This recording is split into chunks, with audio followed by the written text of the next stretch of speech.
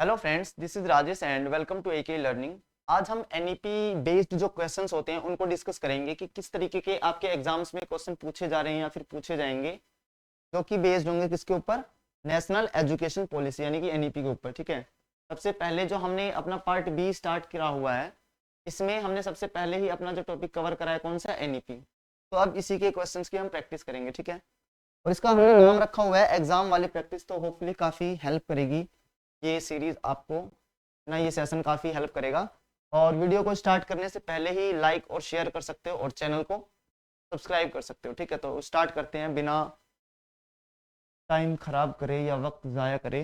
देखो, इसमें जो हमारा पहला क्वेश्चन है, एज पर एनईपी 2020 यानी कि एनईपी 2020 के अनुसार public investment in education will be increased from the current 4.32। जब हम एनईपी 2020 डिस्कस कर रहे थे तो मैंने आपको बताया था जो पब्लिक इन्वेस्टमेंट का परसेंटेज है अब वो क्या होगा। पहले ये 4.3 होता था, बट अभी इसको इंक्रीज करके कितना कर दिया जाएगा?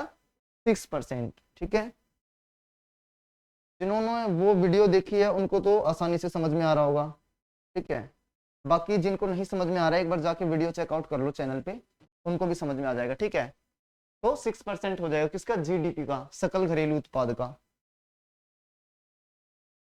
आगे चलते हैं, question number 2। As per NEP 2020 what is the full form of Parakh? Parakh बहुत ज्यादा इंपॉर्टेंट है। अभी जो पीछे चंडीगढ़ में स्पेशल एजुकेटर का एग्जाम हुआ था, है ना, उसमें पूछा गया था परख कि एनईपी 2020 के अनुसार इसमें परख की फुल फॉर्म क्या है? Performance assessment review and analysis of knowledge for holistic development, या फिर performing assessment review and analysis of knowledge for holistic development, performance appraisal review and analysis of knowledge for holistic development, या फिर last वाला performing assessment review and analysis of knowing for holistic development. तो इसकी full form क्या रहेगी? सही वाली जो पहली वाली है ना ऑप्शन में, यही इसका क्या है? बिल्कुल सही ऑप्शन है। ठीक है, का जो ये पहला है ना, पी फॉर परफॉर्मेंस होता है, पी फॉर परफॉर्मेंस, परफॉर्मिंग नहीं होगा। ये परफॉर्मिंग ने गलत कर दिया है ना, यहाँ पर इस वर्ड ने गलत कर दिया, और यहाँ पे भी अगेन सेम वर्ड आ गया ना, परफॉर्मिंग। तो इसकी फुल फॉर्म क्या है? सही, performance, A for assessment, R for review and A for analysis of, K for knowledge for holistic development, है ना, एच फॉर होलिस्टिक डेवलपमेंट। ठीक है, तो इतनी बात समझ में आ रही होगी आपको। और इसका काम क्या रहेगा? ये मॉनिटर करेगा जो भी हम चीज़ें कर रहे हैं, मतलब एजुकेशन में जो भी चीज़ें अचीव करना चाह रहे हैं ना, जो हम क्राइटेरियाज वगैरह सेट कर रहे हैं, वो चीज़ें ठीक से ढंग से अचीव हो पा रही हैं या नहीं हो पा रही हैं, है ना, उन सबको ये मॉनिटर करेगा। तो होपफुली आपको ये समझ में आया होगा।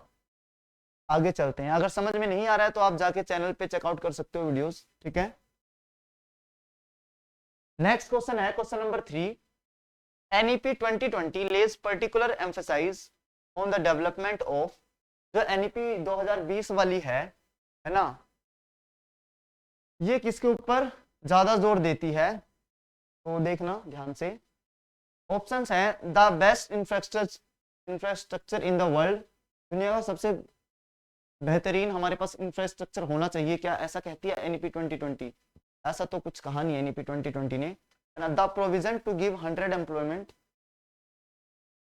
जिनको हम एजुकेशन दे रहे हैं ना उसके अकॉर्डिंग 100 लोगों को हमें एम्प्लॉयमेंट देनी है, ऐसा भी कुछ नहीं कहा एनईपी में 2020 में।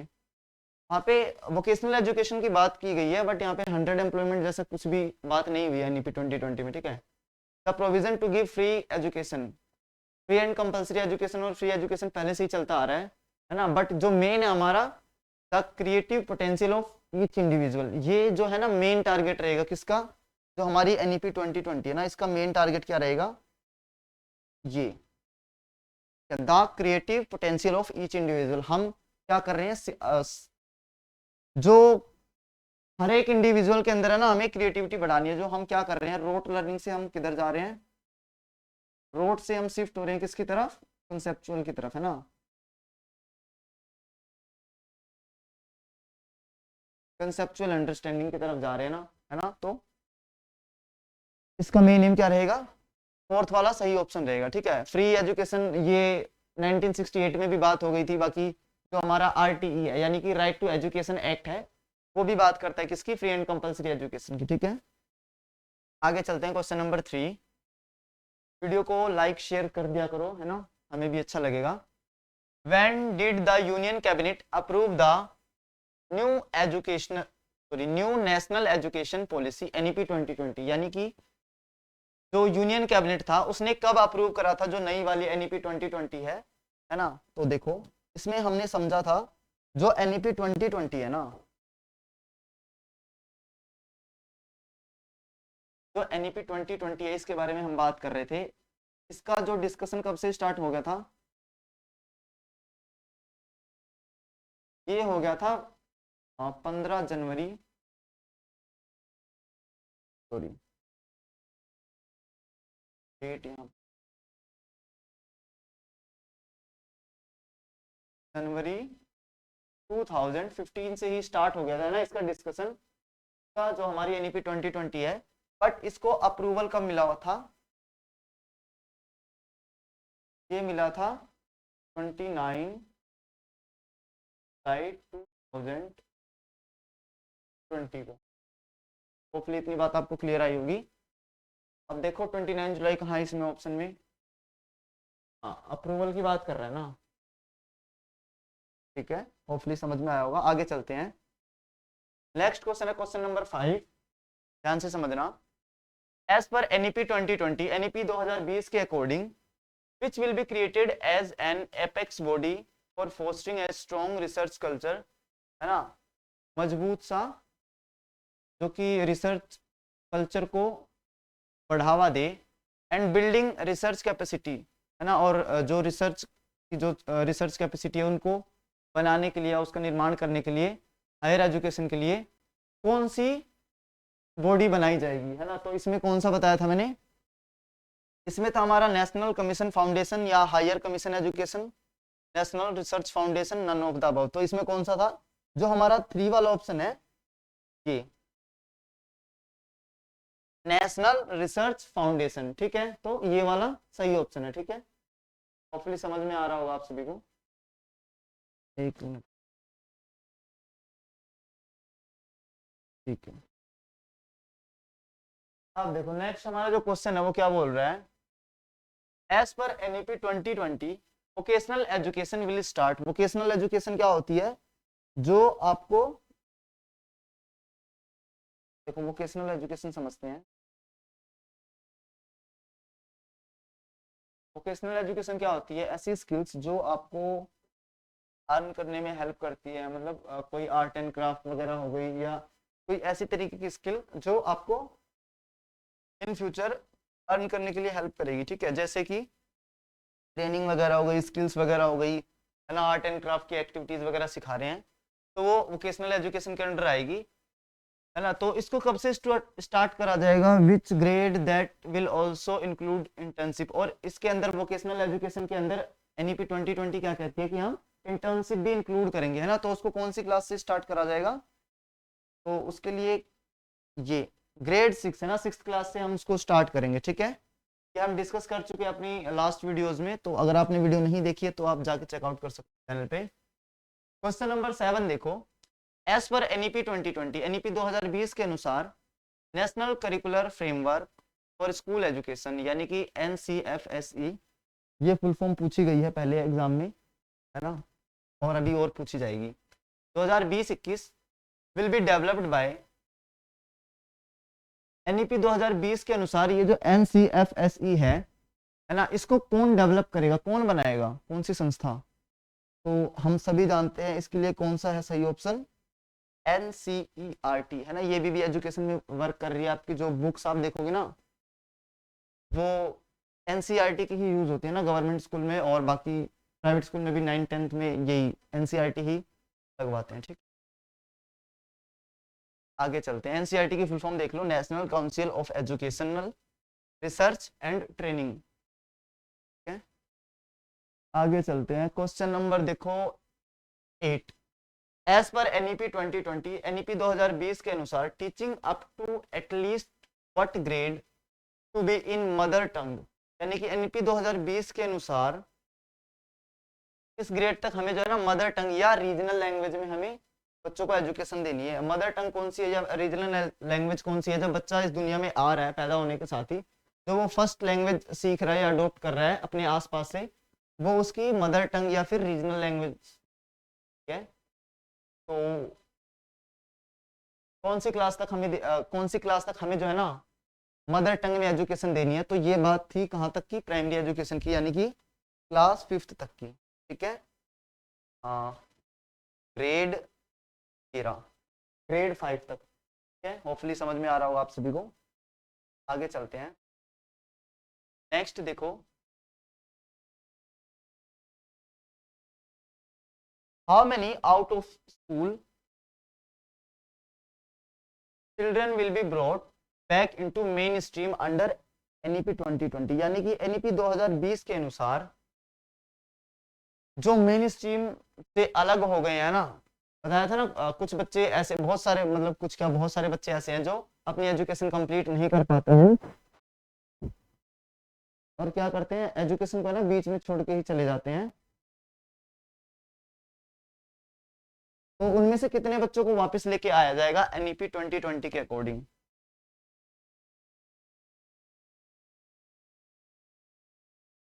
तो 2 करोड़ है ना, 2 करोड़ से भी, या एक जो ये डाटा है हमने जो पढ़ा था 2 करोड़ था कि इतने बच्चे को जो टीम से अलग हो चुके हैं ना, जो छोड़ के जा चुके हैं पढ़ाई, उनको हम वापस लेके आएंगे। एनईपी क्या कहती है कि हमें 100% क्या करना है, जीईआर अचीव करना है 2030 तक, और किसके लिए? जो प्राइमरी एजुकेशन है उनके लिए। ठीक है, तो ये बात थी ब्रिंग बैक यानी कि वापस लाने के लिए। होपफुली आपको पसंद आ रहा होगा सेशन, आप लाइक शेयर कर सकते हैं सेशन को। आगे देखो, क्वेश्चन नंबर 10 है, एज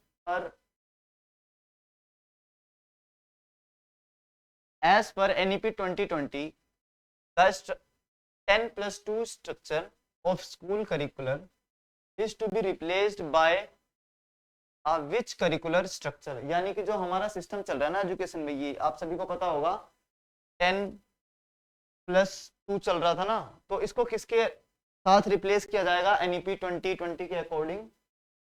तो इसको रिप्लेस किया जाएगा किसके साथ? 5+3+3+4 के साथ, है ना, इसके साथ 5+3+3+4। इसको समझना, यहाँ पर ये जो 5 है,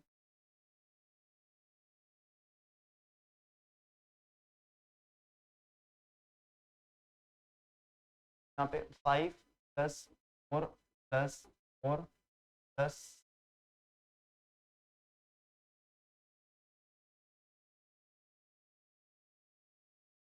5+,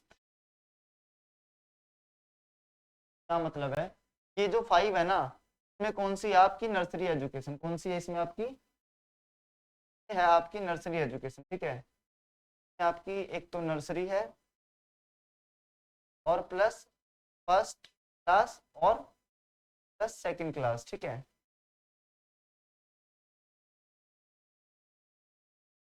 लिख देता हूँ, प्लस फर्स्ट क्लास और एक सेकंड क्लास। ठीक है, और इस 3 में क्या है? थर्ड क्लास, फोर्थ क्लास, हाँ, और 5th क्लास। और इस थर्ड में क्या है? 6th टू, हाँ, 6 से लेके कहाँ तक है? 8th तक। और इस 4 में क्या है? 9th से लेके, हाँ, कहाँ तक? 12th तक। ठीक है, तो होपफुली आपको इतनी बात समझ में आ रही होगी। अब हम कौन से अडोप्ट करने जा रहे हैं? 5+3+3+4। ठीक है, 5 में आपका नर्सरी और फर्स्ट और सेकंड, इस 3 में आपका third fourth fifth six seventh eighth, और ये 9th टू 12th। ठीक है, आगे चलते हैं, क्वेश्चन नंबर 11 देखो, who among the following chaired committee for evolution of the new education policy? देखो, जो एनईपी 2020 बनी है, यानी कि जो न्यू एजुकेशन पॉलिसी हम जिसको बोल रहे हैं, उसमें ना आपकी 2 कमेटी बनी थी, आपको याद हो अगर, जो मैंने बताया था, है ना। तो एक तो बनी थी हमारी पहली वाली पॉलिसी, और उसके बाद में एक, सॉरी, कमेटी, और उसके बाद एक और ड्राफ्ट कमेटी बनी थी, है ना, क्योंकि जो पहले जो कमेटी बनी थी उसके जो चेयरमैन थे उनकी डेथ हो गई थी, तो बाद में हमने दूसरी कमेटी बनाई, है ना। तो जो ये पहली वाली कमेटी के बारे में पूछ रहे हैं, evolution of the new education policy, है ना, तो उसके दो चेयर्ड यानी कि चेयरपर्सन कौन थे, ठीक है, चेयरमैन, सॉरी चेयरमैन है ना, चेयर्ड पूछ रहे हैं यहाँ पे, तो कौन थे उसके चेयरमैन, उसके थे लेट TSR सुब्रमण्यम जी, ठीक है, ये की डेथ हो गई थी इसलिए इनके नाम के आगे ना LT और लगा लेना, TSR सुब्रमण्यम जी, होपफुली समझ में आ रहा होगा, ये हैं अपने TSR सुब्रमण्यम जी। नेक्स्ट क्वेश्चन है 12, who among the following chaired committee for the draft, देखो यहाँ पे ड्राफ्ट आ गया, क्या आ गया, ड्राफ्ट है ना, ड्राफ्ट आते ही हमें क्या लगा देना है, जो दूसरे वाले हैं है ना, ड्राफ्ट आते ही हमें क्या लगाना है, एजुकेशन पॉलिसी 2019, ये कौन थे, डॉक्टर के कस्तूरी रंगन जी थे, ठीक है, ये है डॉक्टर के कस्तूरी रंगन जी, हाँ इनको आप देख सकते हो, ये है डॉक्टर के कस्तूरी रंगन जी, होपफुली समझ में आ रहा होगा आपको।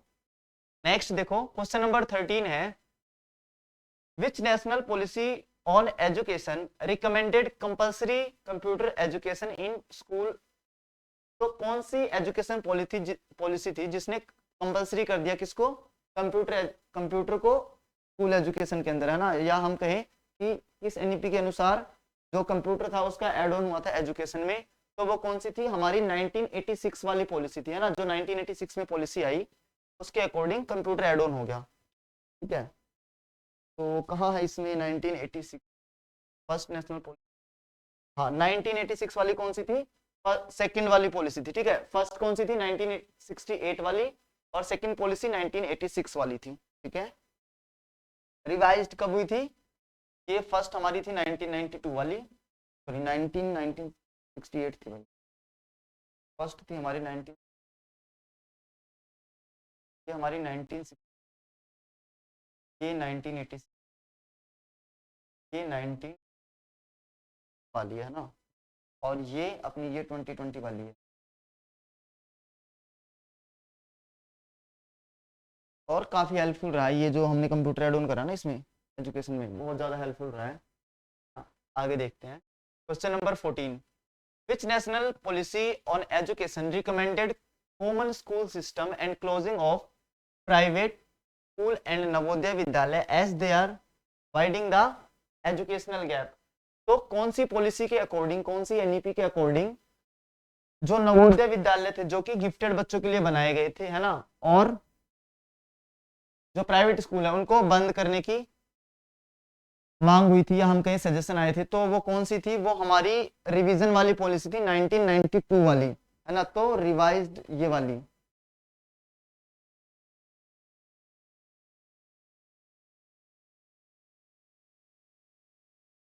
ये वाली, ठीक है, आगे चलते हैं, और ये रहा आज का हमारा last question, which national policy on education was based on the report and recommendations of Kothari commission, यानी कि कौन सी नेशनल एजुकेशन पॉलिसी ऐसी थी जो कि कोठारी कमीशन की इसके ऊपर बेस्ड थी, है ना, रिपोर्ट के ऊपर, तो वो कौन सी थी, वो पहली ही NEP थी हमारी, और वो कौन सी थी 1968 वाली, है ना, 1968 वाली, ठीक है, तो ये थी हमारी आज की क्लास, होपफुली आप सभी को ये जो सेशन है वो पसंद आया होगा, है ना, और आप सभी अपना स्कोर जो है कमेंट बॉक्स में ड्रॉप कर सकते हो, आप अपने फ्रेंड्स को शेयर कर सकते हो ये वाली वीडियो, और चैनल को सब्सक्राइब कर देना, लाइक कर देना वीडियोस को, ठीक है, ऐसे ही वीडियोस हम लाते रहेंगे आपके लिए, ठीक है, तो मिलते हैं फिर नेक्स्ट वीडियो में।